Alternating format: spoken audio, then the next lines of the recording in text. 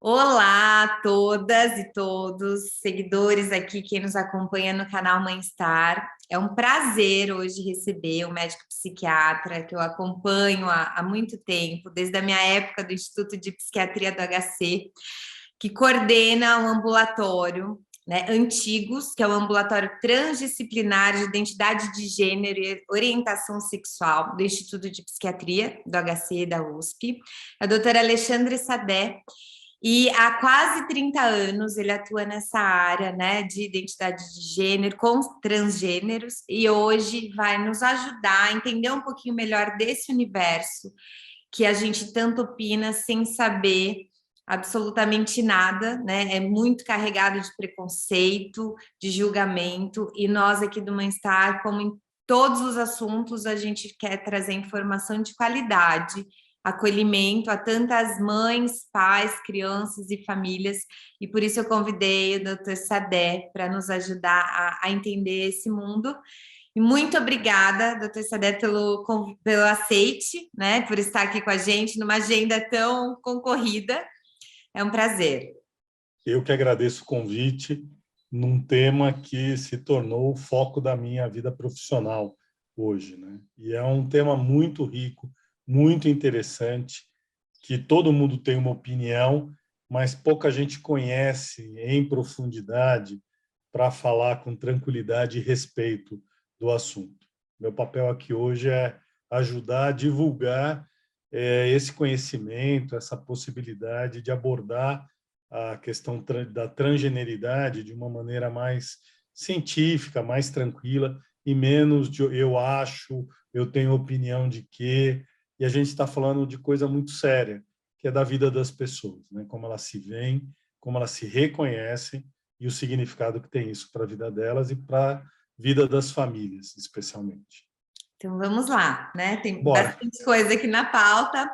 Primeiro, para a gente começar, tem uma informação que eu estava comentando com o Dr. Sadek, que foi um dos principais motivos, né? Que eu falei, eu preciso falar mais sobre isso. Uma informação que me chocou, que a expectativa de vida da pessoa trans é de 35 anos, né? Então, imagino que isso muito relacionado à violência, né? Relacionado a questões de saúde mental, enfim.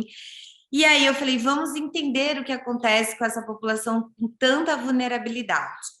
Para começar, doutor Sadek, qual é a diferença entre sexo e gênero e os termos associados, né? Transgênero, transexualidade, eu até tenho dificuldade de falar essa palavra. Transexualidade, transgênero, enfim, o que está envolvido aí.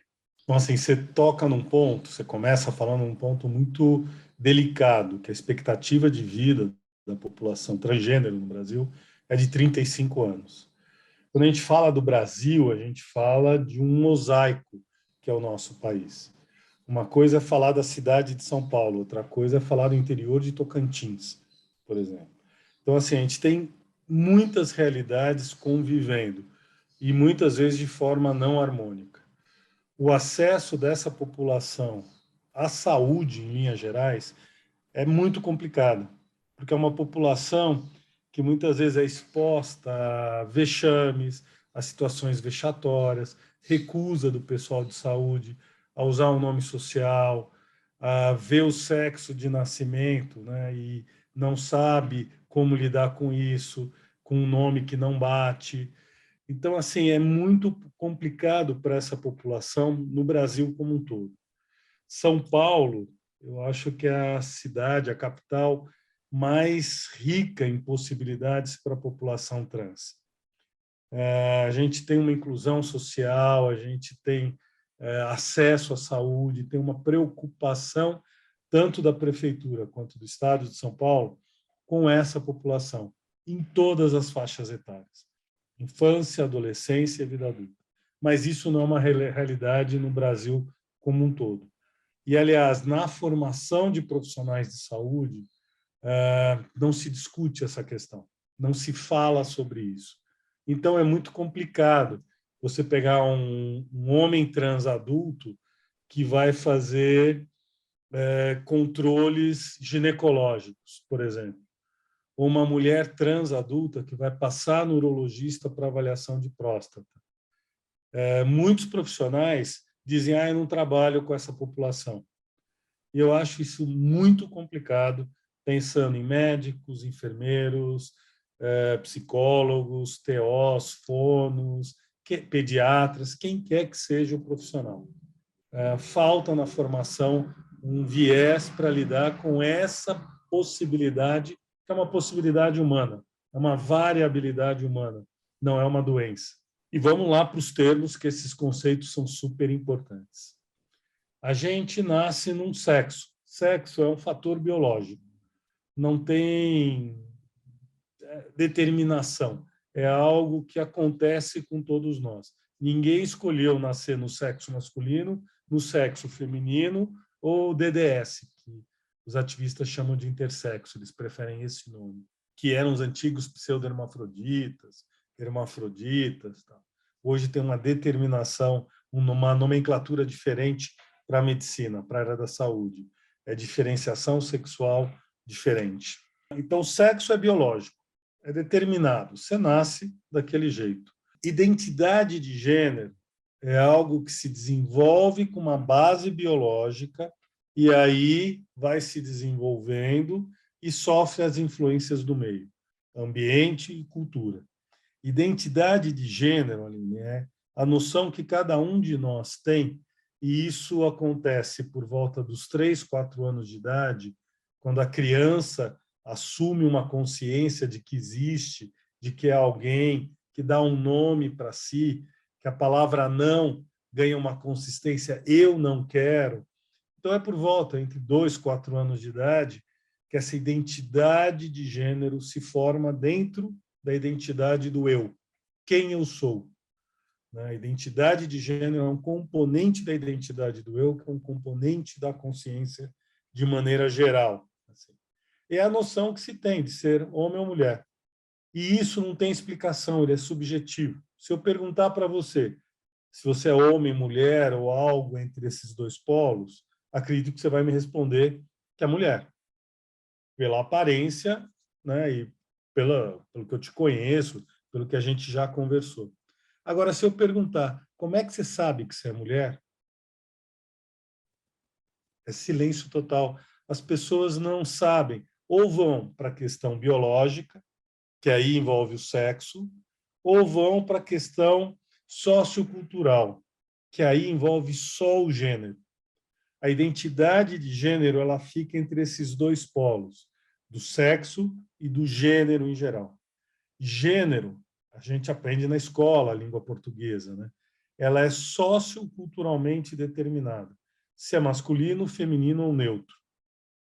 O sexo é biologicamente determinado. E a identidade de gênero ela é a confluência disso tudo. E que é a questão subjetiva de eu me reconhecer como homem, mulher ou algo entre esses dois polos. Transgênero é um termo guarda-chuva que engloba várias manifestações de identidade de gênero. Então, transexualidade, gênero não binário, genderqueer, travestilidade, todas essas identidades estão sob esse guarda-chuva chamado transgênero. E quando se fala a expressão trans, quer dizer muito mais da questão de transgeneridade do que outra coisa. Sou um homem trans, sou uma mulher trans, pode ser porque é transexual, porque é gênero não binário, aí tem várias possibilidades. E aí vão se identificando as pessoas. É bem complexo, mas tendo tranquilidade e respeito pelos outros, é muito mais tranquilo de se lidar do que a gente imagina. Uma pergunta bem básica. A pessoa que se reconhece como trans, independe dela trocar de sexo, né? Ela é uma pessoa que ela não se vê naquele gênero, naquele sexo que ela nasceu, né? Ela se identifica com outro gênero. Então, ela nasceu mulher, mas ela se identifica como homem, é uma pessoa trans e sempre é classificada, é vista como pessoa trans, certo? A classificação acompanha, mesmo se ela fizer a troca de sexo.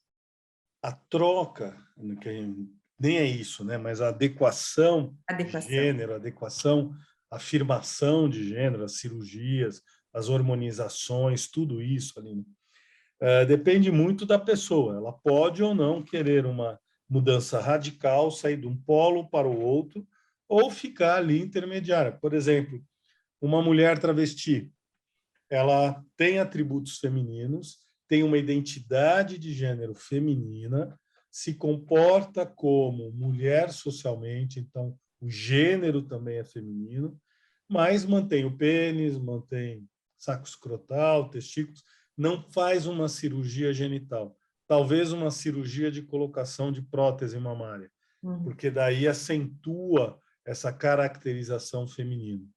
Mas não vai fazer uma cirurgia de afirmação de gênero genital, uma transgenitalização ou redesignação sexual. Então, a gente tem muitas possibilidades, muitas, né? Tem pessoas que se dizem do gênero masculino, ou seja, de uma identidade de gênero masculina, mas mantém características femininas ou masculinas.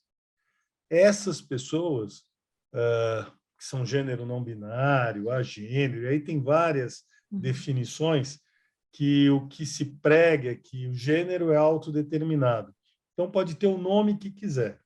O nosso papel como profissionais de saúde é tentar entender, respeitar a designação que essa pessoa toma para si, porque daí é dela, mas orientar e estabelecer como que isso, e tentar entender do que essa pessoa está falando, quem é essa pessoa, para não fazer bobagem. Porque a hormonização, a cirurgia, tem benefícios, mas também tem muitos riscos. E, assim, tem sempre essa sombra da questão do arrependimento, ainda mais quando se pensa em crianças e adolescentes, né? Então, assim, fica sempre essa sombra, vai se arrepender, tem certeza do que é, de quem é. Então, assim, é um trabalho muito artesanal, muito sutil e delicado de entender essa pessoa na sua especificidade. E quando a gente questiona e pergunta, não é uma questão de dúvida a respeito dela, mas a saúde também, o sistema de saúde, não é uma loja de departamentos que as pessoas vão, chegam no balcão e falam: eu quero um rímel, eu quero uma sombra, eu quero uma base, qual você indica? E pronto. Não, não é uma questão simples de escolha, que envolve uma mudança corporal, envolve o sistema de saúde como um todo e uma responsabilidade dos profissionais de saúde em relação a essas pessoas. E até fazendo uma intervenção minha aqui, que eu quero pedir inicialmente desculpas e me colocar como super leiga no assunto. Então, qualquer termo que eu utilize, me corrija, doutor Sadé, até porque é uma educação minha e da população como um todo, porque a gente vem cheio de falas, né, carregadas de preconceito, de desinformação, e às vezes, sem querer, a gente coloca um termo de uma forma inapropriada. Então, por favor, faça desse espaço também uma reeducação gentil, que eu sei que você é sempre, mas que é muito importante também para esse nosso bate-papo. Então, muito legal. O que eu queria também, que você já foi adiantando, e a gente combinou que a gente vai falar um pouco do caminho, né? Quando a pessoa trans, já adulta, enfim, opta por um caminho de fazer, né, a cirurgia de afirmação, enfim, adequação do sexo. Depois, no final dessa live, dessa entrevista, você vai comentar um pouquinho para a gente. Voltando aqui na parte de crianças e adolescentes, então você comentou, entre 2, 3, 4 anos, começa aí a criança a comentar, a falar, né, e se identificar se sou menina ou se sou menino. Quais sinais que os pais podem notar?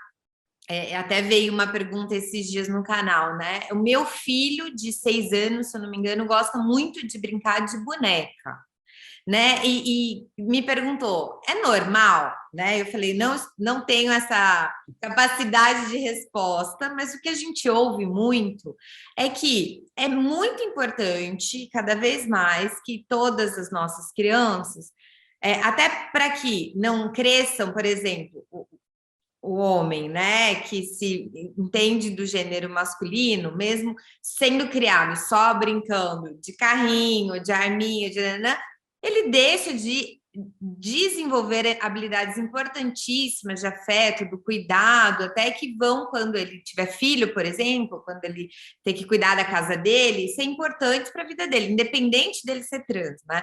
Então a gente opta cada vez mais de ter uma educação que a gente não separe o que é de menino e o que é de menina. Mas, ao mesmo tempo, quando uma criança tende a gostar, um menino, por exemplo, a gostar de só brincar de boneca, isso indica alguma coisa, né? O que o pai pode observar nesse sentido? Aline, essa é uma pergunta muito boa, porque os pais trazem os filhos para o ambulatório exatamente por essas questões. Porque gosta de brincar de boneca, gosta de brincar com coisas de meninos.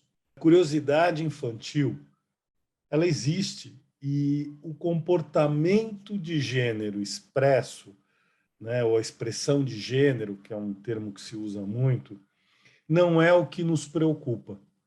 Tem muitos meninos, e que se reconhecem como meninos, que gostam de brincar com boneca, gostam de brincar com outras meninas. Isso não é um problema. A grande questão é quando, aliás, na infância de muitos homossexuais e bissexuais, é comum essa brincadeira acontecer. Tá? E não é a brincadeira que vai determinar que seja trans ou tem uma questão de orientação sexual, seja homo ou bissexual. A brincadeira em si pode expressar uma série de coisas. Não é a brincadeira que é o problema. Então, assim, os pais buscam pelo comportamento expresso. A gente acolhe e, a partir da caracterização dessa brincadeira e de como essa criança se vê e se reconhece, é que vai ser integrado no ambulatório ou não. É muito interessante os tempos em que a gente está vivendo, porque são revoluções de costumes e de comportamentos que têm séculos, milênios, né? A nossa sociedade se dividir entre padrões masculinos e femininos não é uma bobagem. Tem uma história para isso ter acontecido. Papéis, né, de gênero desenvolvidos a partir de determinadas características que acompanham a evolução da nossa espécie. A gente muitas vezes parece que quer inventar a roda, quer descobrir e falar: nossa, como as pessoas eram burras, ignorantes e não levavam em consideração o fator de equidade entre as pessoas. Não é essa a questão que está em jogo. 98, 99% da população é cisgênera, ou seja, a questão do sexo bate com a questão da identidade de gênero, como eu me reconheço. Então, é a maioria da população. Tem alguns trabalhos feitos nos Estados Unidos e Canadá, especialmente na UCLA, na Universidade da Califórnia, que acompanhou bebês desde recém-nascidos até, se não me engano, mais de um ano, até 3 anos de idade. E, geralmente, quem nasce no sexo masculino, quem nasce no sexo masculino, tem uma tendência de buscar brinquedos mais mecânicos. E quem nasce no sexo feminino, a tendência a buscar brinquedos que configurem rostos ou corpos humanos. Existe uma parcela de bebês que ficam intermediários, né, e que brincam com os dois brinquedos.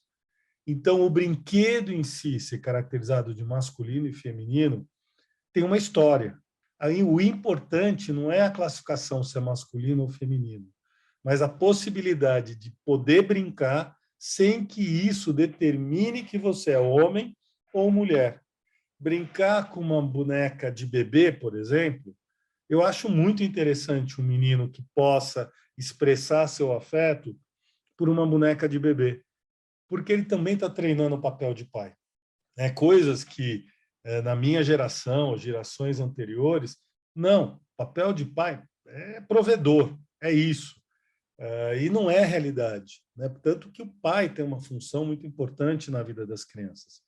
Então, aos poucos, e sempre teve pais que não ficaram só em prover a família, que foram afetivos, que cuidaram. Esses são os pais que eram idealizados, valorizados na literatura, valorizados pela sociedade em linhas gerais. Então, é meio complicado quando a gente fala do passado com uma postura tão crítica, como se nós fôssemos a geração que descobriu o mundo. Eu não acredito nisso. Eu acho que tem uma história a ser respeitada e a gente pode continuar nessa história de um jeito melhor para todo mundo. Então, brincar com boneca, brincar com carrinho, para mim, como profissional da área, significa brincar com boneca, brincar com carrinho. Não diz nada a respeito da identidade de gênero ou da orientação sexual desta criança.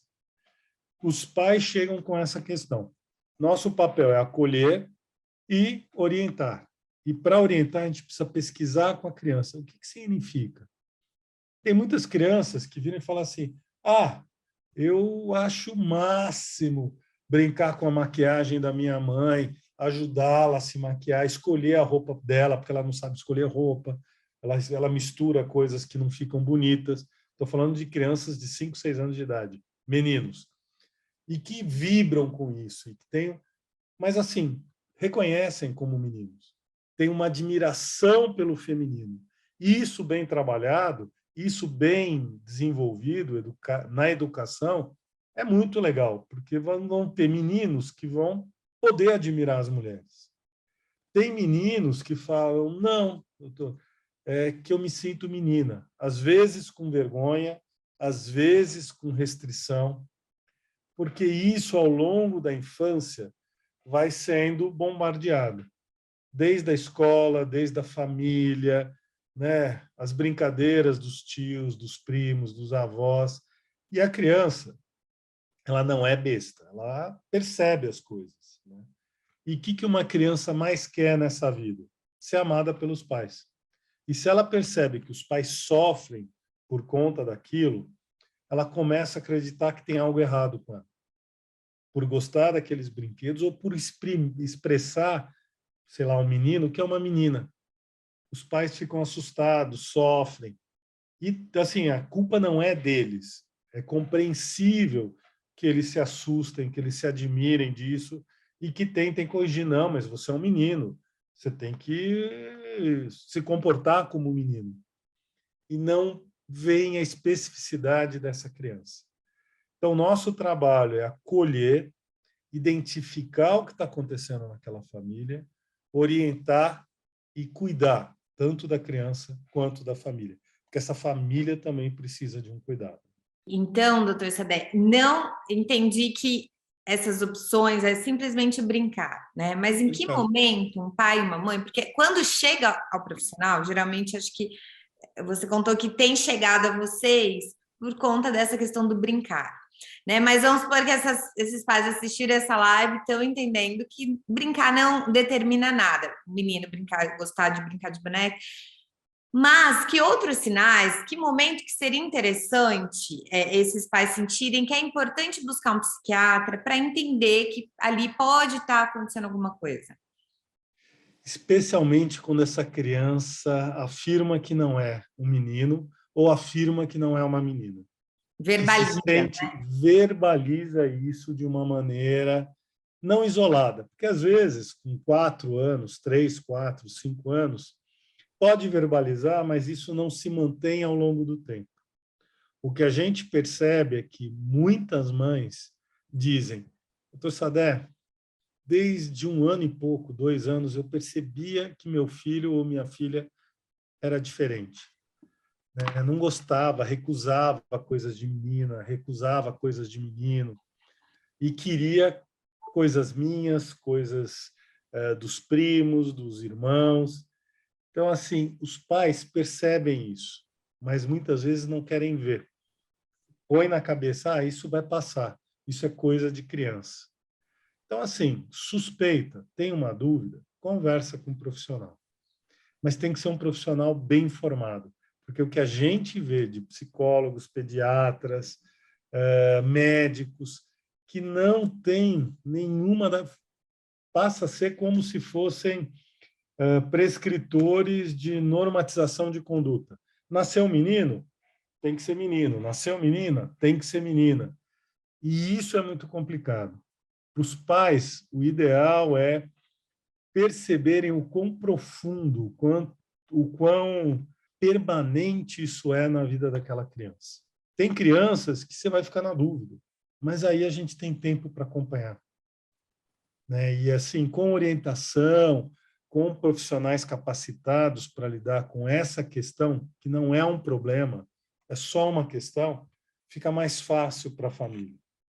Então, chegou, os pais decidiram levar a criança, porque teve aí indícios, os sinais, enfim, verbalizou, chegou a equipe, idealmente uma equipe preparada, né, bem capacitada aí para conduzir esse caso. Como que vocês conduzem, doutor Sadé? Né, pensando que a criança, ao longo da infância, adolescência, até as possibilidades aí da jornada dessa pessoa. Eu acho importante falar nesse momento, Aline, que assim, para crianças e menores de 18 anos, adolescentes, aqui no Brasil, o Conselho Federal de Medicina estabelece na resolução 2265 de 2019, esse acompanhamento só pode ser feito como projeto de pesquisa, tá?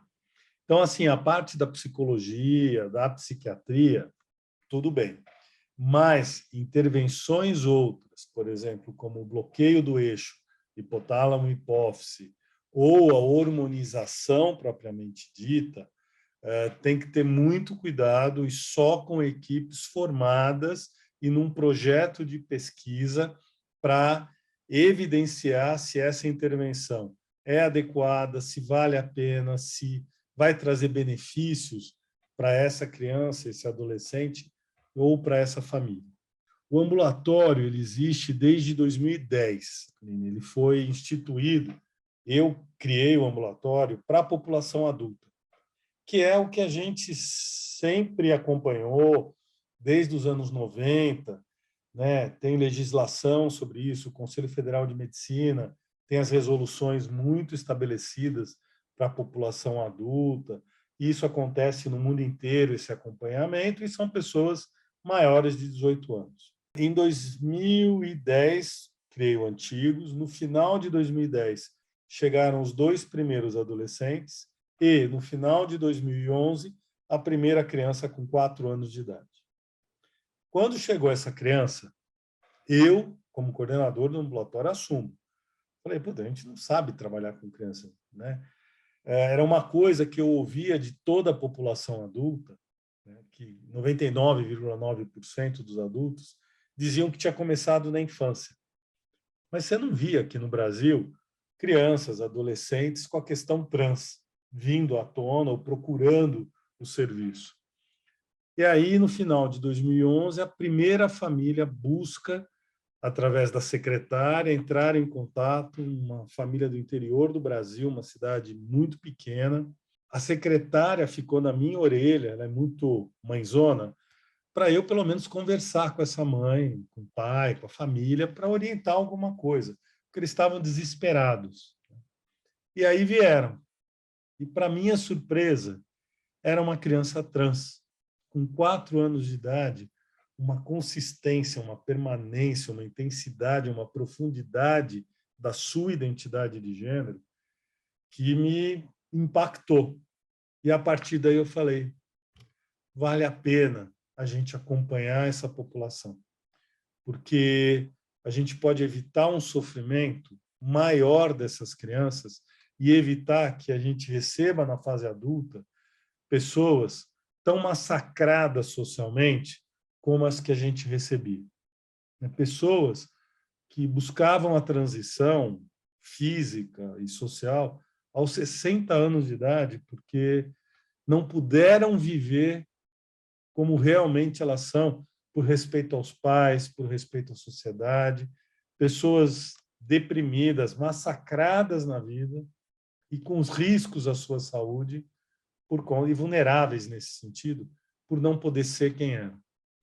E aí a gente começou o trabalho com crianças e adolescentes continuamos recebendo crianças, adolescentes e adultos até 2015, e no final de 2015 a gente já não tinha mais como atender a população adulta. E aí aqui em São Paulo tem vários lugares, né, públicos que atendem a população adulta e com muita qualidade, inclusive UBSs. Então a gente falou, olha, vamos abrir mão de receber adultos, vamos ficar só com crianças e adolescentes. Eu falei, oba! E aí nos restringimos. Eu tento fazer as triagens de toda a população que busca o ambulatório, porque de uma forma ou de outra, hoje com a internet, já viram entrevistas minhas, vídeos, alguma coisa, então assim, associo o ambulatório à minha cara de Shrek, né, que não é tão acolhedora assim para as crianças, mas que já me conhecem. E eu acho que é uma estratégia que dá uma tranquilidade maior para essas famílias que chegam muitas vezes angustiadas. Será que eu fiz mal para minha filha ou para o meu filho porque restringi? Ou será que eu estimulei isso que está acontecendo? E assim, mãe já é culpada desde a hora da concepção. Então, assim, eu falo, olha, vamos deixar a culpa de lado, não é culpa de vocês, não é culpa deles. Vocês são pais, estão fazendo o melhor, tanto que buscaram uma ajuda no sentido de melhorar isso, fazer, né, de um jeito legal. E nesse momento, que a triagem é uma consulta super curta, só para ter uma distinção se vale a pena entrar no ambulatório para uma avaliação mais profunda ou não. Então, essas crianças que têm admiração, são só brincadeiras de gênero, vamos dizer assim, já dispenso logo de cara. Se tem algum diagnóstico psiquiátrico importante, eu já mando buscar, já encaminho para a psiquiatria, tanto a criança quanto a família, para primeiro resolver essa questão e depois se pensar na questão de gênero. E tem as situações que você fica na dúvida, então você vai colocar para dentro, e as situações que você não vai ficar na dúvida e que você vai pôr para dentro do ambulatório. Sendo incorporados no ambulatório, eles passam por uma consulta longa, extensa, uma tarde inteira, que ficam no ambulatório. Se tem menos de 12 anos, passa por uma consulta pediátrica no mesmo dia, e aí se estabelece se vai entrar em definitivo no ambulatório para o acompanhamento no grupo de crianças ou de adolescentes, que são duas populações diferenciadas.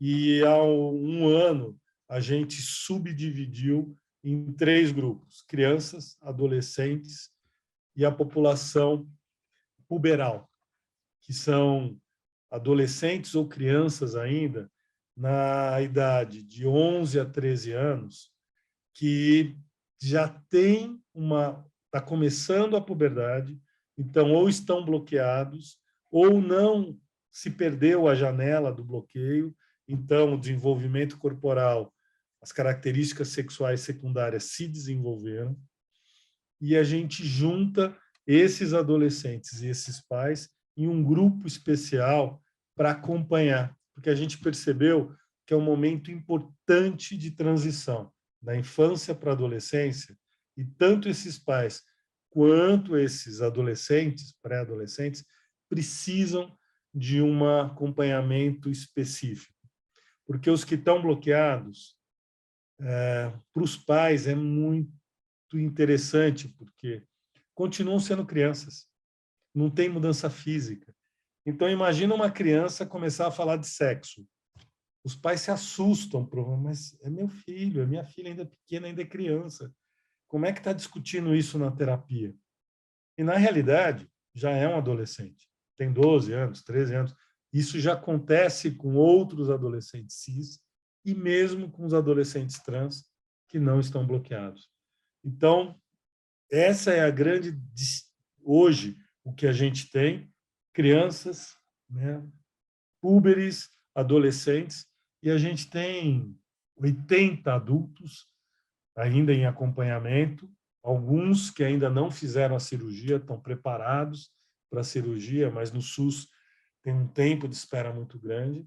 E a gente tem essa questão: criança vira adolescente, adolescente vira adulto. Então, no final, a gente acompanha todas as faixas etárias. E a gente já percebe, e isso eu quero que saia um trabalho, que as crianças e os adolescentes que foram acompanhados no ambulatório têm uma fase adulta trans muito mais tranquila, diferente da população antiga, que já chegou adultos, então sofreram muito na sua vida.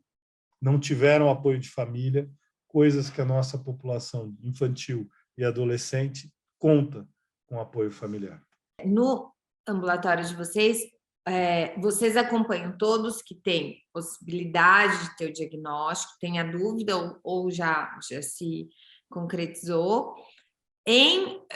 mas tem que ser como pesquisa, ou essa questão de ser pesquisa só se houver alguma intervenção, por exemplo, a questão do hormônio, né, do bloqueio de hormônio.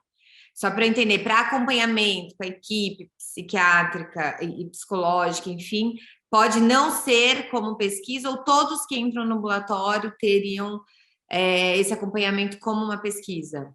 O ambulatório entra como um projeto de pesquisa. Tá? Se é um gênero não binário, uma situação específica que não vá precisar de intervenção hormonal, não quer intervenção hormonal nem cirúrgica, ok, continua no ambulatório.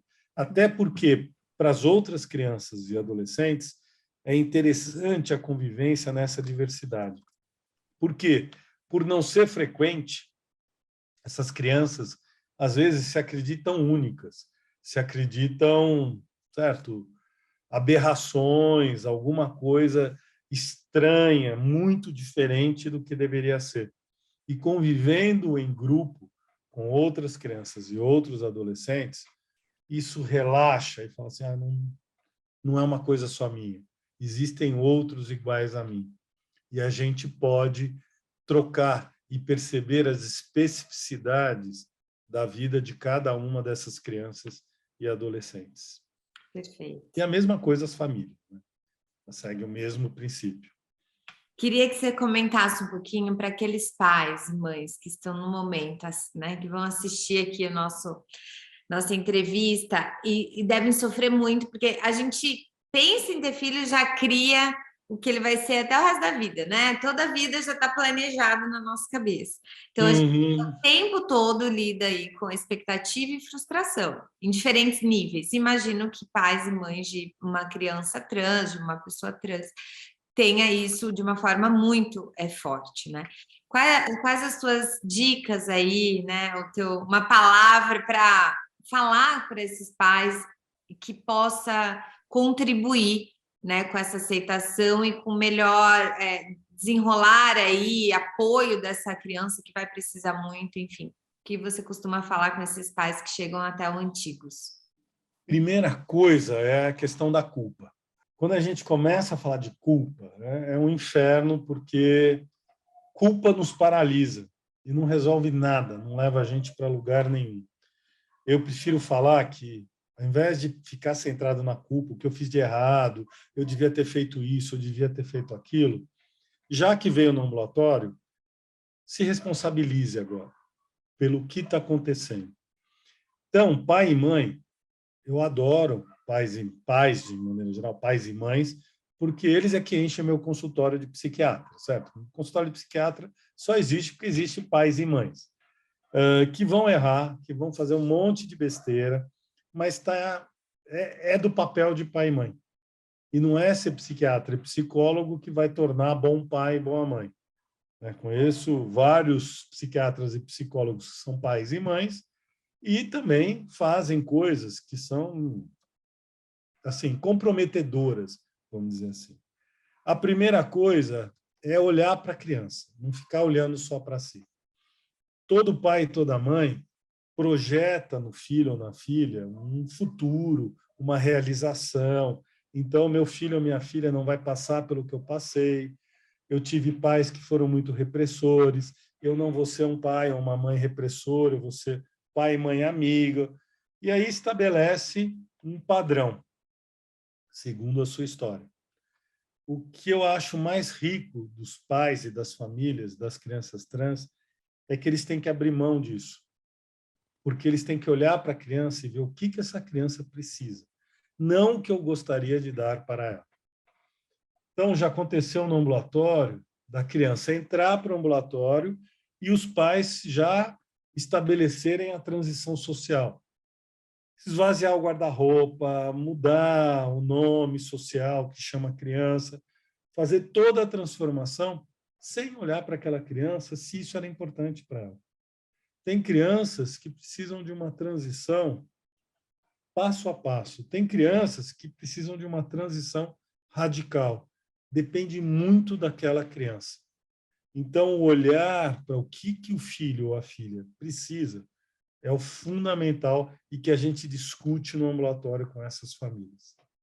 Além do que, tem famílias muito complicadas, né? A gente já trabalhou com uma situação de Munchausen por procuração, ou seja, uma família que estabeleceu que aquela criança era trans, trabalhou com ela como se ela fosse trans, para ter ganhos pessoais, não financeiros, mas de atenção, não é? Por conta da criança. Então, assim, a gente precisa tomar muito cuidado em relação a isso. Outras vezes, a gente, por exemplo, faz diagnóstico de TEA, transtorno do espectro autista, coisa que o pediatra não fez, a escolinha não fez, a psicóloga não fez, e chega no ambulatório e a gente fala, é TEA. E aí a gente precisa olhar com mais cuidado, porque tem um diagnóstico que é psiquiátrico, neuropsiquiátrico, que precisa de uma avaliação. O quanto essa criança, esse adolescente, tem disponibilidade, de competência, de capacidade para lidar com determinadas questões. Porque senão a família começa a exigir dessa criança coisas que ela não vai ser capaz de entregar. Então, é muito delicado, é muito artesanal. Muito artesanal mesmo, né? Por isso a importância de ter uma equipe tão qualificada. Doutor Sadé, para a gente caminhando para o final, questões de saúde mental que a população trans mais apresenta, né? Imagino que tem aí muitas questões, como a gente já falou. Isso quando essa pessoa está acompanhada no ambulatório, como no Antigos, ou, enfim, em outra instituição, já é trabalhada, né? Conjuntamente, essa pessoa é trabalhada no todas as suas questões de saúde mental, mas em geral o que ela está mais suscetível, né? Considerando aí a especificidade de ser uma pessoa trans, né? Tem algumas questões, gostei da pergunta, né? Tem algumas questões que são inerentes ao ser trans. E muitas vezes a teoria do estresse de minorias ajuda a entender esses transtornos mentais que acompanham a população trans. Então, por exemplo, fenômenos depressivos, abuso de drogas, tentativas de suicídio, inadequação, abandono de escola, isolamento social, podem ser consequências de de um bullying, de uma não inserção social, tá? Então, isso a gente tem que avaliar. Por isso que a gente usa muito a teoria do estresse de minorias. E essas questões vistas como uma resposta à não inclusão social, ao não respeito pela pessoa como ela é. Existem outros fenômenos que são co-ocorrências psiquiátricas na população trans, que é transtorno de conduta, transtorno de personalidade, TEA, ansiedade social, questões de depressão que podem levar a uma questão de variabilidade de gênero. Então, assim, a gente tem muitas outras questões a serem avaliadas.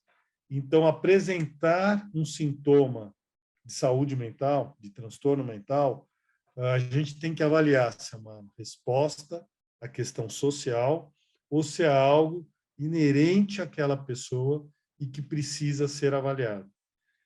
Se é uma questão de reação, de resposta, a gente acompanha no ambulatório. Se é uma questão independente da questão de gênero, a gente avalia.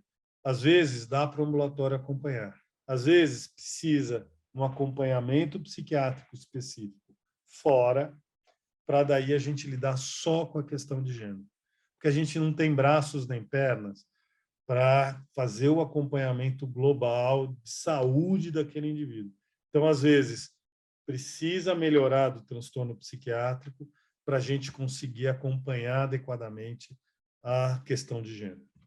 Muito bom. E para finalizar, aqui, falamos no início que eu pediria para você explicar, doutor Sadé, chegou aí, fez o acompanhamento infância, adolescência, e a pessoa, né, enfim, quer fazer a cirurgia, precisa de um laudo, como são esses caminhos, né? Em geral, que eu imagino que dar um laudo é um pouquinho que você comentou, né? Precisa ter muita certeza de que isso vem, né, e é realmente genuíno e que não vai haver um arrependimento depois. Então, como que é esse caminho? E se você puder, eu não sei se tem alguma listagem, alguma associação, onde as pessoas possam entrar e verificar onde são as instituições referências que podem levar os seus filhos, buscar ajuda, se puder depois disponibilizar para a gente colocar aqui também, eu super agradeço. Uma coisa é o acompanhamento de crianças e adolescentes, que é só em projeto de pesquisa. Tá?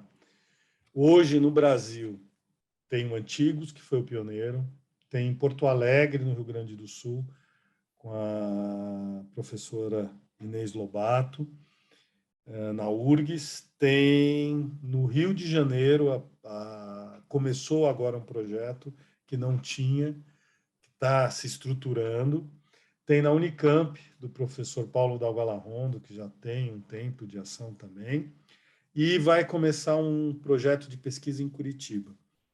Então, o que a gente tem hoje no Brasil são 3 projetos funcionando, Rio Grande do Sul, Campinas e nós, o Rio de Janeiro iniciando e Curitiba que vai começar.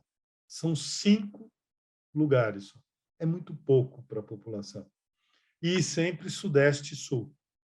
Né? Então, assim, pessoal da região Norte, pessoal da região Nordeste, é muito complicado. O que a gente tem são algumas iniciativas para maiores de 16 anos. Tá? Porque na última resolução aconteceram algumas mudanças no acompanhamento da população adulta. Então, a cirurgia já pode ser feita para maior de 18 anos, antes era 21 anos. Antes precisava de 2 anos de acompanhamento por equipe multiprofissional, isso baixou para 1 ano. E a hormonização, que era feita aos 18, baixou para os 16. Então, são 3 mudanças que facilitou muito para a população adulta. Por que baixou de 18 para 16?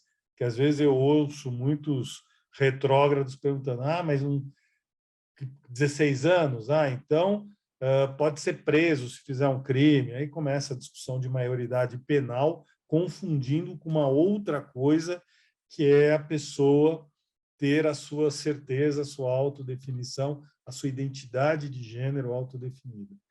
Aos 16 anos, muito pouca gente muda a sua definição, a sua identidade de gênero constituída. Então, a possibilidade de hormonização aos 16 anos é uma evidência. Então, foi isso que o Conselho Federal de Medicina aprovou. A cirurgia, a partir dos 18 anos, é possível. Existem vários centros espalhados pelo Brasil como um todo. Né? Hoje a gente tem no processo transexualizador do SUS, acho que são 13 entidades que podem, em sistema ambulatorial, seguir essa população, fazendo hormonização, acompanhamento em saúde mental, acompanhamento clínico. E em termos de cirurgias, hoje, que eu me lembre, a última atualização, são 5 centros. São Paulo, Goiânia, Rio de Janeiro, Rio Grande do Sul e Recife. Mas tem outros lugares pedindo para fazer parte do processo transexualizador do SUS.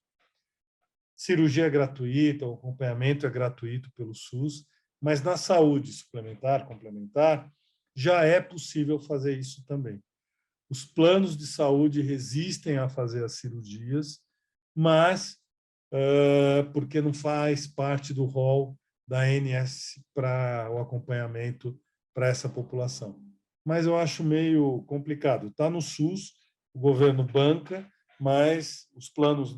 Então, assim, é toda uma questão que pode ser discutida, pode ser avaliada judicialmente, mas só a partir dos 18 anos. A questão do laudo é uma grande briga com a população que pertence ao ativismo trans, porque parece que é o psiquiatra, é o médico que tem o poder de decisão e definição. Não é assim que a gente vê. Na realidade, esse acompanhamento em saúde mental é importante não para o poder psiquiátrico, mas para a gente ter uma certeza de que isso vai beneficiar essa pessoa. Porque, volto a dizer, existem concorrências psiquiátricas que são complexas e quem é psiquiatra que vai poder avaliar se existe ou não, para não ter qualquer complicação lá na frente. Tá bom? Perfeito, é uma responsabilidade muito grande, né? Tanto, acho que ter esse cuidado no sentido de apoiar aquela decisão e que ela seja realmente genuína, né? E da pessoa, quanto mais esse cuidado. Eu sei que às vezes é ruim entender que tem uma fila, que não tem acesso, né? Então, eu acho que esse é o que a gente tem que corrigir, né? Isso. Perfeito. Instituições suficientes e profissionais capacitados para o apoio adequado para que a pessoa seja assistida da melhor forma. Sim. Doutora Sadé, muito obrigada pelo seu tempo, pela tua trajetória, contribuindo aí na sociedade, né, com esse tema tão relevante. Eu espero que a gente consiga cada vez mais reduzir o preconceito, contribuir para que pais e mães sejam acolhidos e sejam orientados para conduzirem as suas crianças que vierem apresentar aí sinais, né, de transtorno, não sei se dá para falar, fala ainda, não fala, né? Transtorno de gênero, falava. Variabilidade de gênero. Variabilidade de gênero. Desculpa, mais uma vez, a população, os erros que a gente vai cometendo. E que encontrem aqui informação em um canal de acesso. Depois eu deixo o Antigos, imagino que tenha muita procura, mas tem a fila, tem vaga, né? A pessoa pode procurar e vai, se precisar, tiver indicação, vai passar por uma triagem, tendo indicação, recebeu atendimento. A gente tem algumas restrições de acesso, por exemplo, a idade. A gente não dá conta da procura. A gente tem uma lista de espera de 150, 180 famílias que buscam, estão esperando a triagem. Entendi. Então, assim, é uma responsabilidade muito grande para essa população. Então, muitas vezes, a gente vem restringindo a idade para poder dar acesso às pessoas e a gente conseguir fazer um trabalho de qualidade e respeitando essa minúcia que é esse trabalho quase que artesanal. Sim. Então, hoje, a gente restringe o acesso até 14 anos e 10 meses. Tá. Por quê? Porque se entra na fila de espera, vai esperar mais de um ano para passar em triagem. Aí já está numa idade que muitas UBSs da cidade de São Paulo, esse é um trabalho que a gente fez também, junto à prefeitura e ao Estado, das UBSs poderem receber essa população de 16 anos, fazerem um acompanhamento em saúde mental, né, se for o caso, indicar a hormonização, e aí aos 18 anos entrar na fila cirúrgica do Estado de São Paulo. Tá? Perfeito. Mas é um trabalho bonito. Obrigado, Aline. Poderíamos falar mais tempo aqui, porque tem assunto, muito assunto, mas obrigado pelo interesse, obrigado pelo convite, e é um assunto que eu amo trabalhar com as crianças e os adolescentes, então é uma honra estar aqui falando disso. Que bom, né? Que você ama e conduz aí uma equipe incrível, que eu sei que é lá do Antigos. Parabéns. E até mais, até breve. Muito Até obrigada. mais, obrigado. Obrigado a quem assistiu.